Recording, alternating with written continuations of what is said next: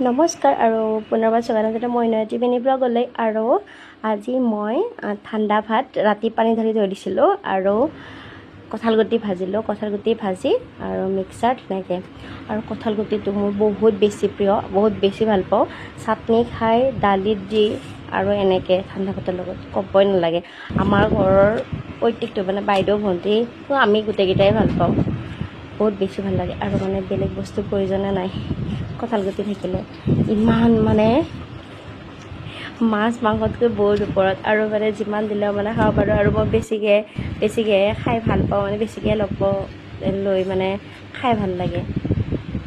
যিমান খালেও হেঁপাহ নপলায় আৰু বিশেষকৈ কঁঠাল খাই ভাল নাপাওঁ কিন্তু এই কঁঠাল গুটিকেইটাৰ কাৰণে মানে কঁঠাল প্ৰিয় আৰু বহুত বেছি আৰু আপোনালোকে কোনে কোনে কঁঠাল গুটি খাই ভাল পায় জনাবচোন আৰু যোনে খাই পোৱা নাই খাই চাবচোন বহুত বেছি ভাল লাগে আপোনালোকে দেখিব পাৰিছে কাঁহী চাফা হৈ গ'ল চাফা কৰি দিলোঁ তাকে আৰু মোৰ মিনি ব্লগটো আপোনালোকে চাই ভাল হ'ব বুলি আশা ৰাখিলোঁ আৰু অন্য মিনি ব্লগত আকৌ লগ পাম আজিলৈ ভিডিঅ'টো ইমানতে সমাপ্ত কৰিছোঁ বাই বাই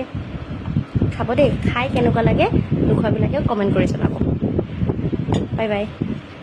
ধন্যবাদ